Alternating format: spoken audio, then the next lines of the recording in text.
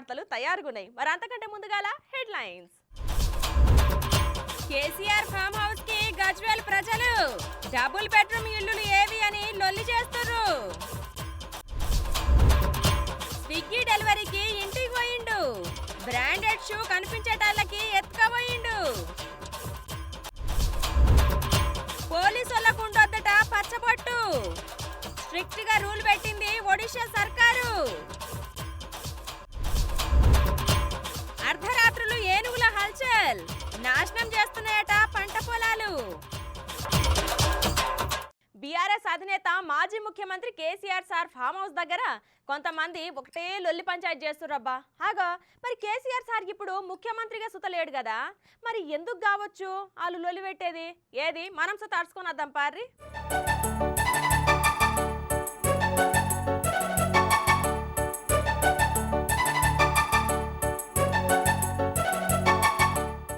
అరే ఏంది ఈడేమో జనాలు బగ్గమోపైర్రు. ఓ అక్కలు ఏమైంది?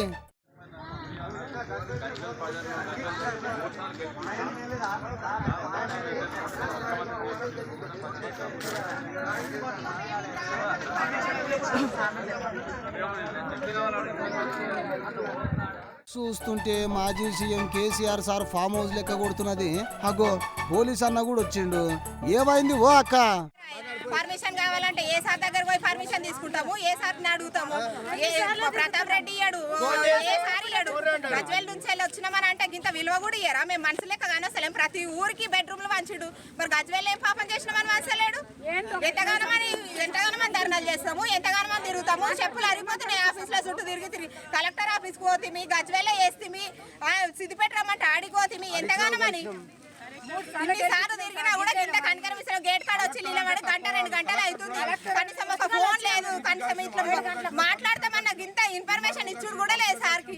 సార్ దాకా ఏరుతుందా ఇన్ఫర్మేషన్? ఇప్పుడు ఎలక్షన్లు ఉంటేనేమో మమ్మల్ని నిలగొడుతున్నారు. ఎలక్షన్లు ఉన్నాయి, ఎలక్షన్ కోడ్ ఉంది, ఇంతమంది ఉండొద్దు, అది ఇదని నిలగొట్టేస్తున్నావు. ఇప్పుడు 1/2 అవర్ లో పర్మిషన్ ఇస్తానని చెప్పి మళ్ళీ ఇప్పుడు సార్లను పంపించి ఇక్కడ నుండి వెళ్ళిపోండి అమ్మా, మీరు ఇంతమంది ఉండొద్దు అని చెప్తున్నారు. ఎట్లా? మేమేమన్నా ఆడ నుంచి ఇంత దూరం వచ్చింది మా కడుపు తిప్పలు చెప్పుకోలేకే కదా. మరి ఎలక్షన్లు అంటే నువ్వు డ్రా తీయకుండా అయిపోతుండే, మాకు రాకుండా అయిపోతుండే కదా. అసలు సీఎం గా గెలిచినప్పటి నుంచి మాకు ఏం చేసినావు? అరే అరే అట్లనా? అగో ఈ అన్న కూడా ఏదో చెప్తాడంట. ఇనోరే ఒక సిపి దగ్గర పోయినాం, రెస్పాన్స్ దొరకలే. ఒక చిన్న స్థాయి గజ్వేల్ కౌన్సిలర్లు ఉన్నారు 20 మంది. ఒక 20 మంది గజ్వేల్ కాన్స్టిట్యున్సీలో ఒక కౌన్సిలర్ పట్టించుకోడు. ఒక ఎమ్మెల్యే అయి 3 సార్లు గెలిపించినాము. మా పేద ప్రజలను నువ్వు అర్థం చేసుకోక నీ కాన్స్టిట్యున్సీ నువ్వు మమ్మల్ని పట్టించుకోకపోతే మా పేదోళ్ళ బతుకులు ఏం కావాలి? మేము జెండాలు పట్టినాము, బ్యానర్లు మోసినాము, గజ్వేల్ గల్లీలో దిగినాము, ప్రచారం చేసినాము, హరీష్ రావుతో మాట్లాడినాము, మన ప్రతాప్ రెడ్డితో మాట్లాడినాము. ఇంతమందితో మాట్లాడితే పేద ప్రజలకు మీరు సేవ చేయండి, మీరు మాకు ఏం సాయం చేస్తారు? మీ దగ్గరకు మేము ఎందుకు వచ్చినాం? ఒక డిపార్ట్మెంట్ సహకరించాలి, ఒక పేద ప్రజలకు ఒక ఎమ్మెల్యే సహకరించాలి. సేకరించాలి మా పేద ప్రజల మా బతుకులేంది? నువ్వు ఏం సాయం చేసినావు? మాకు ముందుకు ఎందుకు వస్తలేవు? నీ దగ్గరకు వచ్చినా నీ పర్మిషన్ తీసుకుంటే ఎవరు ఇయ్యరు. మరి మేము ప్రజలమా కాదా? మేము మీ మనుషులమా కాదా? మేము మీకు రాండాడు, మీ వార్డులో మేము తిరిగినాము, మీకోసం వచ్చినాము. నువ్వు మీకు 3 సార్లు ఓటేసి ఒక ముస్లిం సోదరులము ఒక ఈద్ ముబారక్ చెప్పడానికి వస్తే నీకు ఒక పర్మిషన్ కావాలంటావు. ఓట్లకు వచ్చి ఏ పర్మిషన్ అడుగుతున్నావు సార్ మా ప్రజలను? నువ్వు ఎందుకో నీ దగ్గరకు వస్తే మమ్మల్ని ఒక తరిమి కొట్టినట్టు చిన్న చూపు చూస్తున్నావు. ఎందుకు సార్ మా బాధ తెలుసుకోవు? నువ్వు పేదోళ్ళ గజ్వేల్ కనీసం ఒక డబుల్ బెడ్రూమ్ ఇయ్యంది ఎందుకు సార్? మా గజ్వేల్ నన్ను మా బాధ ఉచ్చుకొని చంపుతున్నావు. 3 సార్లు గజ్వేల్కి వెళ్ళి గెలిపిస్తే కనీసం మమ్మల్ని చూస్తలేడు. డబల్ బెడ్రూమ్ ఇల్లులు ఇస్తా అని చెప్పి మమ్మలను నిండా ముంచిండు. అధికారం పోయినాక ఇప్పుడు ఫామ్ హౌస్ లోకి వెళ్ళి బయటికి వస్తలేడు. మాకిచ్చిన మాట ఏమైంది అని గజ్వేల్ జనాలు మండిపడుతున్నారు మాజీ సీఎం కేసీఆర్ సార్ మీద. మా సమస్యలు ఎంబడే పరిష్కరించాలి అని ఎర్రవల్లిలో ఉన్న కేసీఆర్ సార్ ఫామ్ హౌస్ కాడికి వచ్చి లొల్లికి దిగిర్రు డబల్ బెడ్రూమ్ లబ్ధిదారులు. ఎమ్మడే మాకు డబల్ బెడ్రూమ్ ఇల్లులు ఇయ్యాలి, లేకపోతే ఇడికెళ్ళి కదిలేదే లేదు అని కఠినంగా కూర్చున్నారు గజ్వేల్ జనాలు. కేసీఆర్ సార్ జాతకం అసలే బాలేదు పోరి. అసెంబ్లీ ఎన్నికలలో ఓడిపోయినప్పుడు కాలు టెంకిరిగింది, గెలిచిన ఎమ్మెల్యేలు కాంగ్రెస్ లకు దుంకినప్పుడు మనసిరిగింది. ఇగో గిట్ల సొంత నియోజకవర్గం జనాలు సార్ ఇంటి మీదకే పోయేసరికి టోటల్ గా సారు పరువే పోయింది అని అనుకుంటున్నారు అక్కడి జనాలు.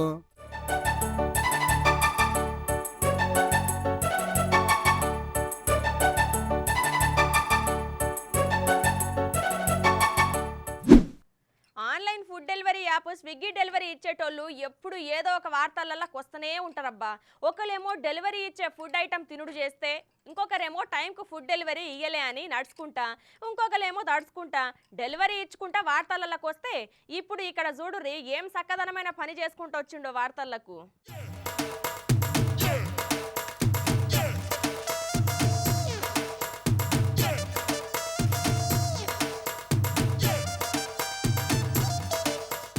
దినం ప్రపంచంలో ఏదో ఒక వార్త వైరల్ అయితేనే ఉంటదబ్బా. ఇక అట్లా వైరల్ అయిన వార్తలు కొన్ని అబ్బా అనిపిస్తే, ఇంకొన్ని హవ్వా అనిపిస్తాయి. ఇప్పుడు గసువంటి హవ్వా అనే షాకింగ్ వార్త ఒకటి తెచ్చిన చూడుర్రి.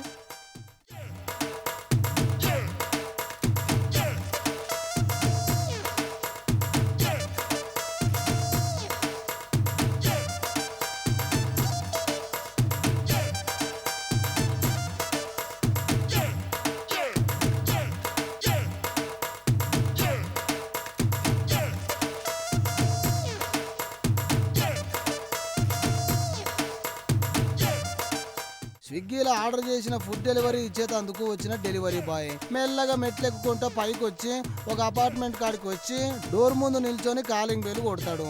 ఇక వాళ్ళు లోపలికి వెళ్ళి బయటికి వచ్చి డెలివరీ తీసుకునే వరకు ఖాళీగా ఉండు ఎందుకని చూడుర్రి. గా తలుపుల ముందున్న షూస్ ను ఎట్లా చూస్తుండో. మరి ఆడున్న షూస్ నచ్చినాయో లేకపోతే ఎప్పటికెంచో కొందామనుకున్న కంపెనీ షూస్ కనపడేసరికి అట్లా చూస్తుండో ఏమో గాని గట్టిగానే నజరేసిండు. ఇక ఇంతల్నే లోపలికెంచి ఒక ఆమె బయటకు వచ్చి తెచ్చిన పార్సల్ తీసుకొని మళ్ళా తలుపు వేసుకుంటది. ఇక ఎప్పటికెంచో గా షూ మీద కన్నేసిన డెలివరీ బాబు మెల్లగా కింద మీద చూసి ఎవ్వరు లేరని కన్ఫర్మ్ చేసుకొని కిందికి పోయినట్టే పోయి మళ్ళా పైకి వచ్చి నెత్తికున్న తువ్వాలలా ఆడ కర్రగా నిగనిగలాడుతున్న ఒక జత షూస్ తీసి తువ్వాలలో పెట్టుకొని మెల్లగా జారుకుంటాడు.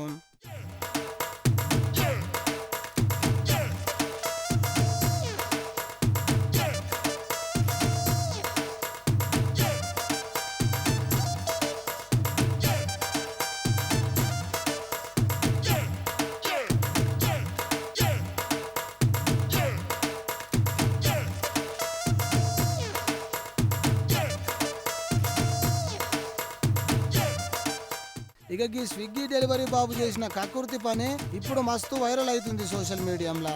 ఇక ఈ ముచ్చట వైరల్ అవుడుతోని స్విగ్గీ స్పందించి డెలివరీ పార్ట్నర్ల నుంచి మంచిని ఆశిస్తున్నాము అని చెప్పుకొచ్చింది.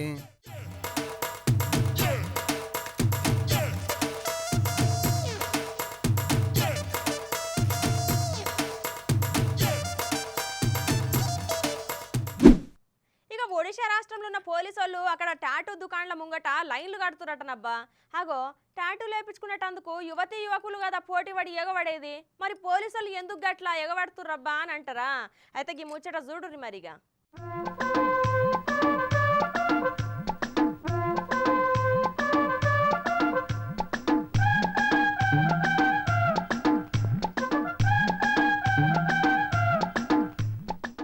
అగో పోలీసులు పచ్చబొట్టు దుకాణాల ముందు ఎందుకు లైన్లు కడుతుర్రు అంటే, ఇప్పటిదాకా ఎవరికైతే పచ్చబొట్టు ఉన్నదో వాళ్ళందరూ ఉన్న పలంగా వాటిని తీసేయించుకోవాలని ఒడిశా రాష్ట్రంలో ఉన్న స్పెషల్ సెక్యూరిటీ బెటాలియన్ అయిన SSB చెప్పిందటనుల్లా.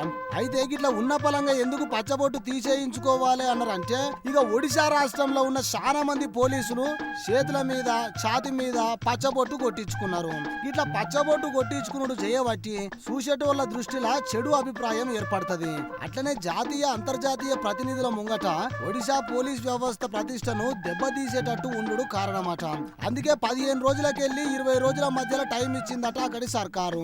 ఇక ఆ దెబ్బకు అక్కడ సర్కారులో పనిచేస్తున్న దాదాపు 1000 మంది ఒకటేసారి ఈ పచ్చబొట్టు దుకాణాల మీద వడుడుతోని లైన్ పెరిగినాయట. ఇక పచ్చబొట్టు ఏసుడు కంటే దాన్ని తీయనీకే మస్తు టైం పడుతుందట.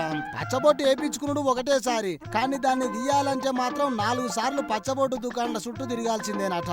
అందుకే ఇట్లా పచ్చబొట్టు దుకాణాల ముందు లైన్లు బారులు తీరినాయట పోర్రి.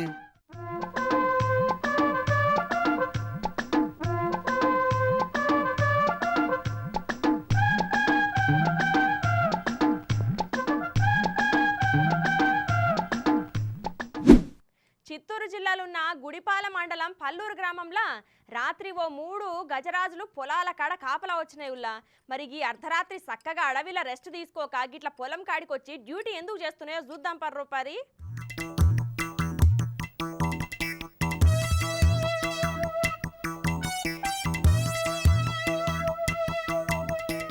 అగో సిమ్మ చీకట్లా ఏమో ఉన్నట్టున్నాయి, చక్కగా కానొస్తలేవు.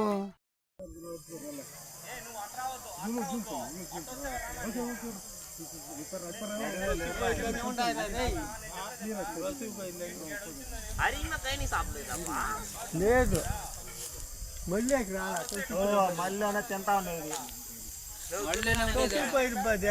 ఆ 2 ఏనుగులు చూడు ఆడుందా. వామనే చూస్తుంటే ఏనుగుల లెక్కనే ఉన్నాయంటారా? ఏనుగులేనుల్లా చూడురే. క్లియర్ తెరలు కనబడి మళ్ళీ రాలా. మళ్ళీ తింటా ఉండేది. ఆ 2 ఏనుగులు చూడు ఆడుందా. அப்படி திரும்பிக்க நீ அப்படியே திரும்பிக்க.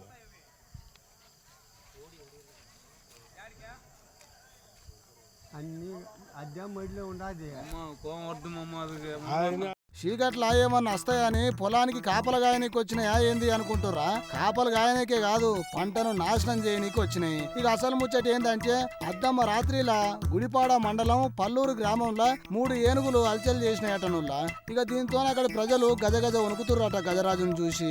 ఇక ముచ్చట అటవీ శాఖ అధికారులకు చెప్పుడుతోనే చిత్తపారాకి వెళ్లి పల్లూరు దిక్కు వచ్చిన ఏనుగులను చిత్తపార అడవిలకు పంపిర్రట.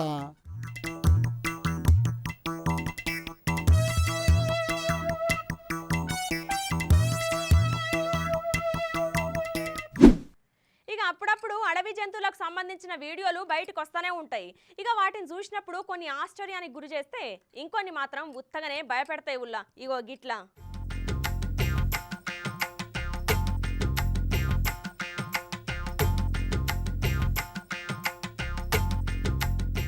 ఇక చుట్టూ మంచు, మధ్యలో ఒక పెద్ద బొందు నదుల్లా. అయితే గా బొందలకెళ్ళి వింత వింత శబ్దాలు వచ్చుడుతోని చుట్టుపక్కలోళ్ళు ఏమై ఉంటదని భయంగా గా బొంద దగ్గరికి పోయి చూద్దామని అక్కడికి అందరు కలిసిపోయి బొంద లోపల చూస్తే గా బొందల మొత్తం సిమ్మ చీకటితోని ఏం కనపడతలేదట.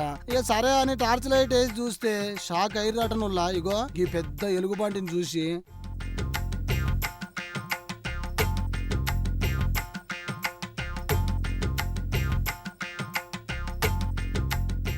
అలా నిద్రపోతున్న ఎలుగుబంటి ఒకసారి లైట్ పడంగానే చూడుర్రి ఎట్లా కళ్ళు తెరిసిందో.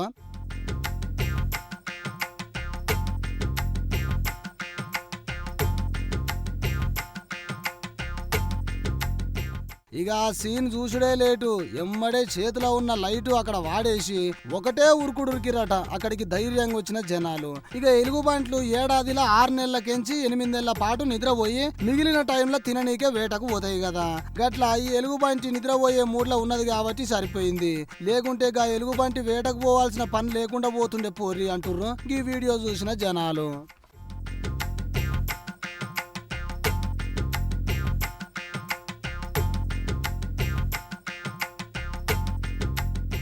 ఇవి ఆల్టి మన ఖతర్నాక్ వార్తలు. రేపు మళ్ళీ తిరిగి ఇదే అలా కలుసుకుందాం. అంతవరకు నమస్తే.